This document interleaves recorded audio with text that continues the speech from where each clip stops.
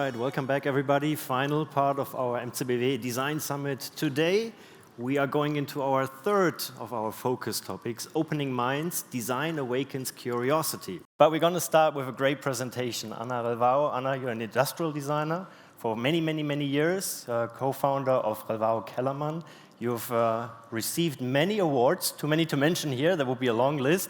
You've been a lecturer at various universities, from Lisbon to Bolzano to Stuttgart, and now you're here with us, so warm welcome on stage, and stage is all yours. Good to have you with us.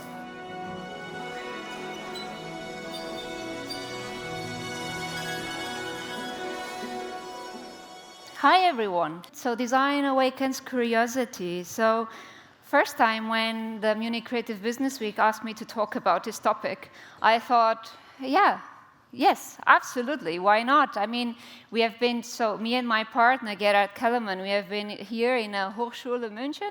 I know that Markus and Tina, they are there somewhere. Hi.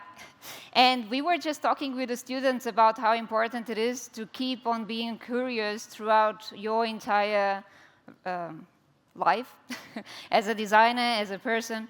So, and we thought, yeah, let's do it. So I came here and I was thinking, like, what should I be talking about? Because in the end, there's so many points in curiosity that are relevant to talk about. So, of course, as industrial designer, I thought, what if I really focus in our daily lives, in what we do every day, and try to explain why we do what we do? Because actually, without being able to raise curiosity with the people that we work with, I think nothing of what we do would be possible. So our work is very diverse. We do from home appliances, electronics, kitchen systems, furniture, office furniture, accessories. We do a little bit of everything. And it has been quite complicated for us not to be called authorship design. Because very often, when people try to understand what we do, they kind of see a red line. Some say that it's style, some understand there is a logic behind, but what we always try to say, it's not authorship design. That has nothing to do what we do, because we don't try to dictate ever something. We don't come with an idea. Very rare an idea that we have in the beginning reaches an end without a change, and it would be really not be fair to say that what we do is our design, is our solutions, when there's so many people standing behind. There's so many CEOs, marketeers, Vertriebleute, how you say that? So many people involved in everything that we do, that would be really not fair to say that it's our solution. So a good solution is always a result of many inputs from a team, from our point of view. So the key to innovation is to awaken those around you, not through instruction, but by igniting their own curiosities. So I bring you two projects, and this project, for example, took 4 years in development, and it's a coffee machine. And it's a coffee machine for a German-Austrian family, and it's called Ligre Jun, so it's a new brand that came to the market last year. And the coffee machine is this one.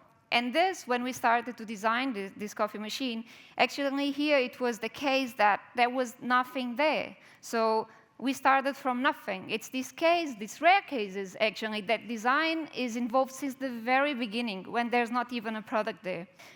Well, we started from nothing, except decades of experience from a big company called Gronbach. And although Gronbach has this huge reputation and experience in the home appliance industry, Ligre is completely unknown to the end consumer and is leading to a sea full of sharks. Those are the sharks. So you all know these coffee machines. They work very well. They have been there since many years. Why changing them? And these coffee machines, they are very special because they are designed for people that love the ritual, the sensuality, the experience of preparing coffee, and expects the highest quality espresso possible. It would be a pity to try to get away from this sensual experience, but lifestyles have changed. We know that we all have totally different ways of going ahead with our daily lives as back in the days when these kind of coffee machines were first invented. And the fact is there's no solution right now in the market that fits into these busy lifestyles without compromising the coffee quality. So basically, the current typology, you always have a coffee machine, which takes quite a big amount of space in a working top. Here it's a top view. And you have always a grinder that never really comes together. It's always, even from the same brand, there are always two alien devices.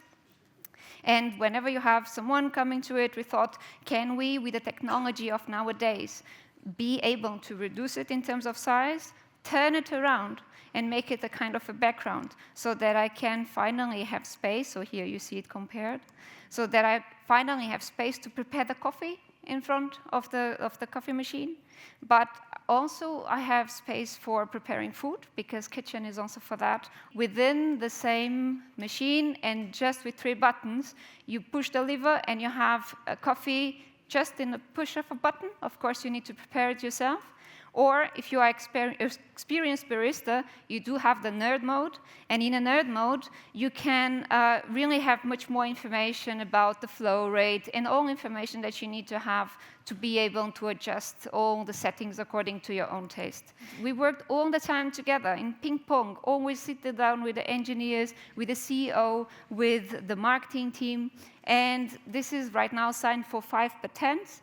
And the main thing is that we believe that we need, so by challenging perceptions and foster curiosity, we can open minds to new curiosities. It's not about dictating. It's not about designing a coffee machine because of I like it, or someone thinks that can be the right direction. It's about exploring possible solutions. So, J-Gas Collective, that's the second project. It started on a Friday.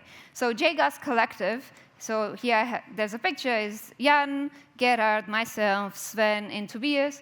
And Jan, Gerard, and myself, we are industrial designers. Jan comes more from the furniture side of design, and Sven and Tobias, they are carpenters with really long experience in building up kitchens. And together we founded J-Gas.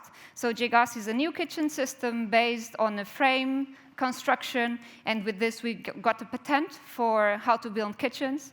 And the task that we had in the very beginning of the project was to design a new kitchen system. And we are like, but why? I mean, you have, so back in 2016, you have companies like Nobilia producing 3,000 kitchens a day, and they are great. And on the other side, you have craftsmanship, and they are super exclusive, and they do absolutely amazing solutions. So we understood that there's benefits from the two sides. We merged them, and we tried to create a system that stays in between. So it has authentic materials and processing, prefabricated and high flexible, made to measure. It was designed thinking about the technology of nowadays. And I go further, because the time is passing. And yeah, and with these kitchens, with this frame, you can basically just build up the kitchen. The back is not structural anymore, can be whatever material you want. And when you see in terms of volume, when you buy a kitchen, here it would be the same kitchen design. Regular systems take this volume. J-Gas takes this one. And the thing is that the common systems, why we had to come with a new system, was because we understood that we wanted to use more high-quality materials. Therefore, we had to reduce walls. And in regular kitchen construction, you have doubling or tripling of the walls. So we had to reduce it to, in this case, from 82 to 44 plates. So basically, the collective, by working together, developed a completely new system that replaces the traditional carcasses that can save up to 45% of the material. And the kitchens, they can be very traditional, like white kitchen, but then they are full of details that you just can't do when you have noble materials. And there's, of course, it's a system, so there's not one kitchen, there's many produced, and you can create whatever that fits to your space. So what we understood during this project is that empathetic curiosity might well be one of our most powerful skills to design vibrant communities. And believe it or not, we never had a fight. And this project in development was 7 years, always on Fridays, but it was 7 years. And we did have many different points of view, but we always spoke it throughout. And I think that what happened was always like, we understood that none of us was ever fighting, so arguing for validation.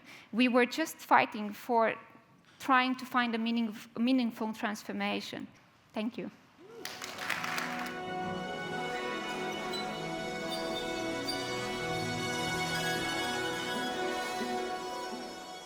Thank you very much, Anna. I'll see you back on stage in a few minutes. Now it's my big pleasure to introduce Tim Brown, who actually does not need any introduction.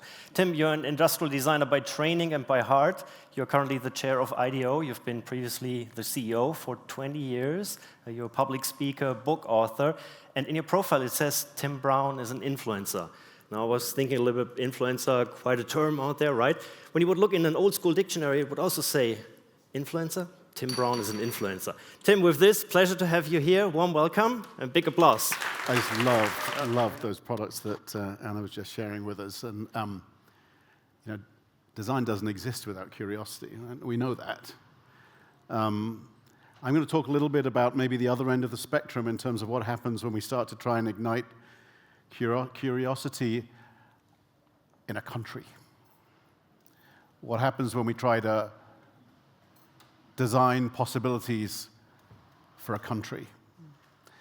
This is a project that some of my colleagues, specifically Paul Bennett and Mitch Carter-Jaffrey, got asked to take on for the state of Dubai.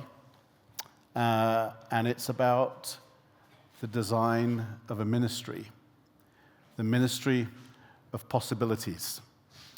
We've been talking a little bit about the idea of opening minds, and it certainly took some fairly open minds to even embark on an effort like this, a willingness for a government to say, it's okay for us to explore things that we don't even know if we'll ever create.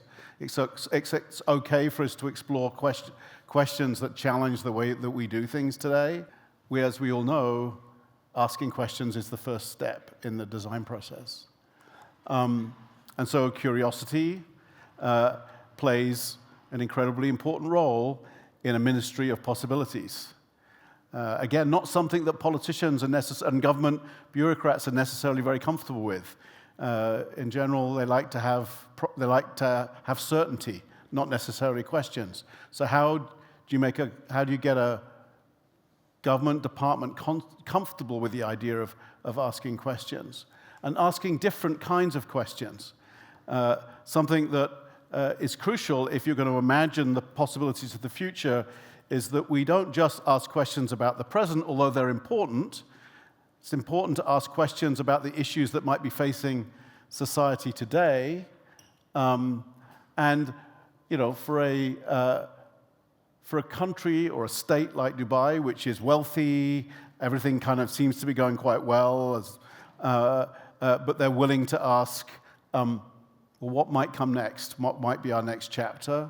But also, you know, how do we understand the families, the lives of our citizens? How do we understand the lives of the people that come and work in our country? I mean, Dubai is interesting because the actual population of Dubai that are citizens of Dubai is very small. The population of Dubai and the UAE are largely people coming from the outside, and so there are many different stakeholders to understand.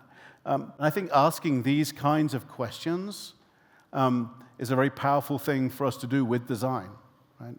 That design gives us some of the tools to ask big, complex questions about the future. And so that's one of the things that the Department of Possibilities and the design lab that went along with it also did. Ask questions like, how might we make Dubai such an extraordinary place to live that people never want to leave? It's challenging when it's 45 degrees in the middle of summer in a country so hot. It's so hot. So it's a challenging question. Or what if no food was ever wasted? We've heard a little bit about food today, but they import almost everything into that place. almost all the food is imported in. And so food waste is a real issue. And how might we imagine a future where food waste didn't exist? So these big questions of the future, and there are many more, were an important role for this ministry to take on. One of my kind of issues with design when it takes on complex problems, when it takes on big, sophisticated, complex challenges, is that we all get way too serious about it. And I think that if I was to be sort of critical of design over maybe the last couple of decades, it's just got too serious. And yet we know that play is a really important part of the discovery process of design. And so building play into a government ministry was also an interesting challenge. How do we make government bureaucrats playful? One way to do that was to bring some of their stakeholders in to help them solve problems, bring children in who naturally play when they're discovering, and discover the kinds of futures that they want to create. But also using play as a source of building trust and building bonds within the group, within the ministry, within the team. This was a kind of constant part of the culture of the ministry, is using play to build trust, to build relationships. Because it's through trust that we end up building community. Again, community when it comes to those who are trying to solve the challenges and solve the problems. And it was really interesting to see how very different kinds of people got comfortable with exploring possibilities together. But also to build trust with the citizens that you're trying to design for. In fact, to the point where actually having people from the community come in and be part of developing policies and developing solutions as part of the lab and as part of the ministry. So some of the kind of characteristics of kind of igniting the curiosity and bringing design at the scale of a state or scale of a country, something where it's necessary to have open minds. There are different forms of curiosity, both short-term curiosity, questions of the present, and long-term questions of the future. The importance of play in order to build community, and out of that, perhaps becomes something that can really explore possibilities for the future. All right, that's me. Thanks very much. Thank you very much, Tim. Anna, warm welcome back on stage. You take the seat in the middle. We have some time for our discussion, and for this I would like to get started and switch gears a little bit. Tim, you talked about the questions, right? And when we talk about curiosity, for me, curiosity always starts with a question. You said the questions of the present, the questions of the future. So we would like to rephrase it a little bit. What is your big question? And you gave one very good example. What if no food was ever wasted? 2-3 minutes, think about some bold, big questions. We do the same here, old school way, pen and paper. And I'm curious to see what you will come up. Then maybe we're going to start with the two of you. Want to hear what's that question that came to mind? Anna, you have two even. If you give me more time, I keep on writing. So I was thinking, one question that is in my head is, what if designers would have more patience for designing meaningful solutions? Maybe, Tim, let's get started. Would love to hear your thoughts on this one. More patience to design more meaningful solutions? Is that something we need?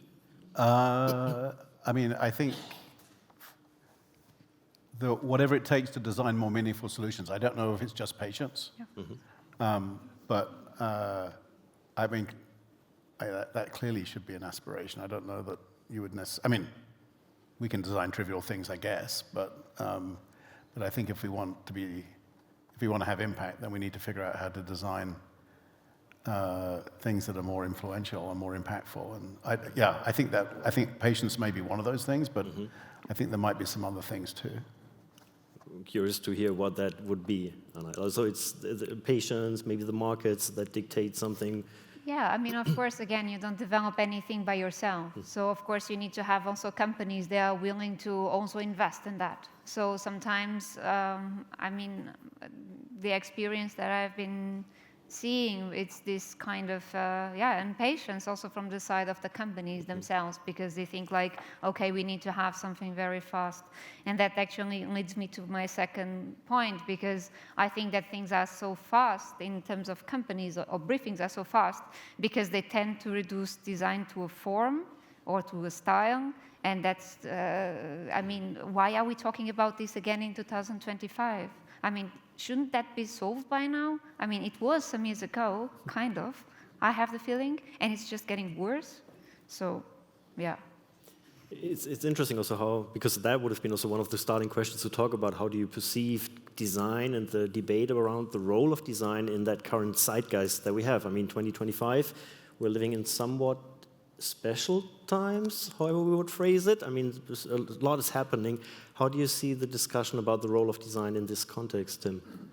Well, I mean, I think this, I mean, the last 5 or so years have my perspective seen a sort of a bit of a retreat in terms of the influence of design, largely because of it's been kind of overshadowed, I guess, by the reaction and response to the world around us. Right? I mean, certainly my experience of business leaders who I work with is that they have got even more reactive than they already were because of responding to extremely difficult and challenging problems that are right in front of them.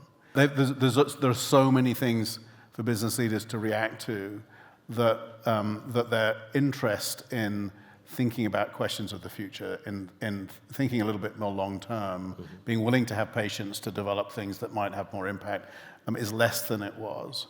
And that's caused design to do 2 things. Firstly, it gives designers fewer opportunities to work on those kinds of problems in that kind of way. And secondly, I think, to Anna's point, it's driven design to become more algorithmic. And this is particularly, I think, unsurprisingly, in the world of software, perhaps even more than the world of products. I mean, I find myself wondering why. I mean, we think about, and this is not a criticism of those of us in the room who design software, but how rarely a software experience actually stands out. How rarely we see and experience a piece of software. It might be functionally very clever, but how rarely it stands out as a design experience, as an emotional experience, or a meaningful experience, or experience that helps us expand in some way. How rarely that happens. And I think a lot of that is to do with the fact that the design process for software itself is becoming more and more algorithmic. We're working off platforms and standards, and so much of the solution is already built into the platform that we're designing for. And I think that is just a reflection of a more kind of a short-term kind of approach and a need to act faster and faster and faster and faster. It sounds a little bit like a dilemma we're in. We certainly need more patience. Then we have extraordinary times with all these external shocks. And probably looking into the future, I would just say as a hypothesis, we will see more of these external shocks in the next years. Right. So we need to find ways of managing both at the same time, right?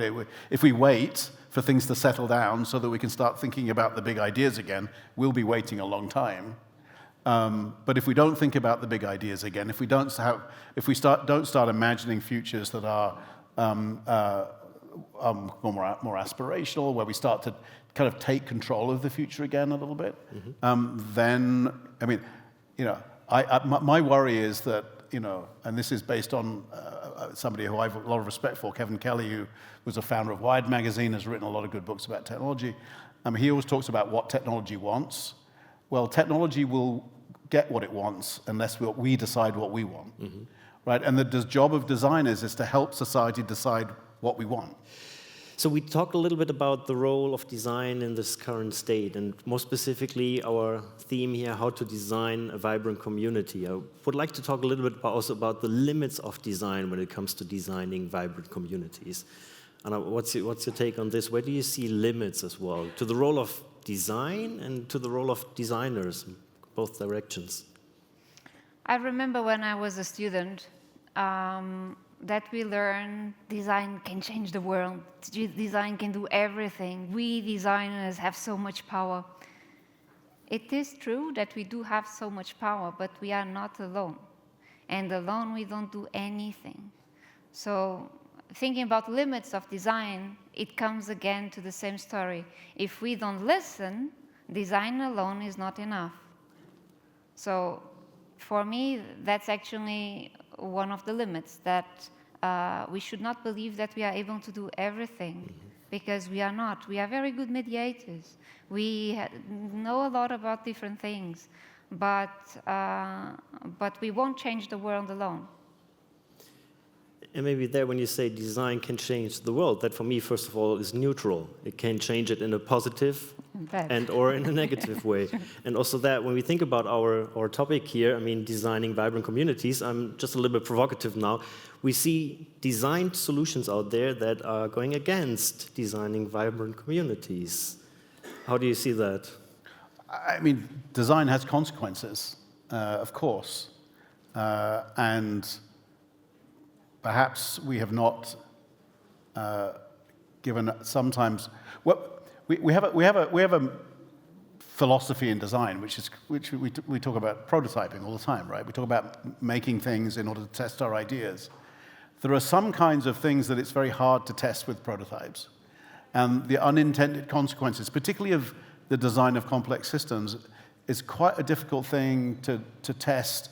Quite difficult to test just through prototypes. Mm-hmm. So on the one hand, I'm actually quite interested in how AI systems might help us explore unintended consequences of complex design decisions using digital twins and some of these kinds of technologies. So less AI as the creative tool, more AI as the test environment for complex design explorations, and I think that has some promise. But even just in our own design process, maybe we need to do a better job of imagining what the unintended consequences of our design decisions might be, not to stop us designing, but in order to help us get to better solutions faster. I mean, certainly at IDEO, we learned some of this the hard way, and have been involved in some quite complex sort of kind of societal scale design projects where the end result has had as many downsides as upsides, and so we've now got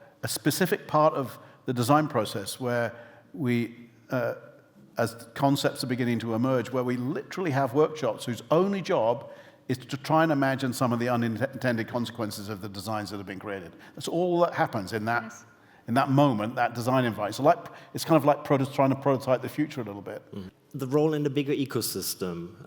Ezio talked about the public sector that needs to get involved. Then just also for all of us to think about who designs communities. I mean, it's the people in the neighborhoods, sometimes really like the bottom-up approach. It's the businesses that also somehow design communities. How do you perceive this broader community-making ecosystem? I think there's an important distinction that we need to make between design.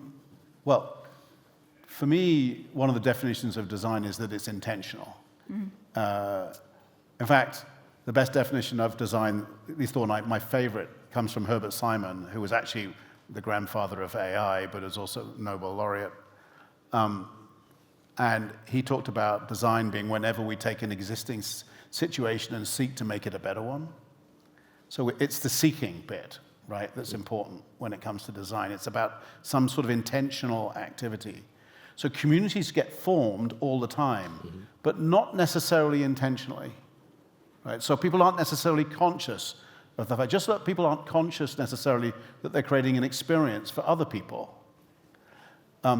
So you can either do these things intentionally or they can be sort of accidental. They can be a result of a bunch of activities which are not actually intentional. And so a lot of the work that I've been interested in in my career is about how do how do we put the tools, if you like, into the hands of more people, and the understanding into the hands of more people, so that they can be intentional about the creation of experiences or the creation of communities. Because that's when you really get design at the kind of, if you like, the mass scale or the really kind of grassroots level. I think what we as designers do is we're intentional about what we seek to create, right?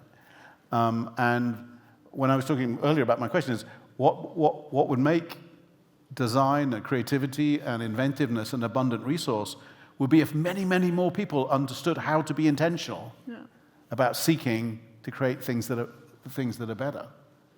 And that's what's a lot of what's missing in the world. So we as designers can either save it for ourselves and just do our own projects, and that's a very impactful way of us working, or we can also seek to help others understand how to be intentional and how to create the experiences or the communities that they wish to create. So design, you used the word authorship before, so that if at one end of the extreme is design as authorship, the other end of the extreme is design as enabling. Design as enabling others to seek the future that they wish to create. And there's a role for us, for professional designers, across that whole spectrum, if we wish to take it, I think. Well, so first of all, thanks to both of you, Ana and Tim. Thanks to everybody for contributing with these big thoughts out there, and we'll sure keep a close look later on. So thanks to all of you for being part of this discussion. Thank you very much.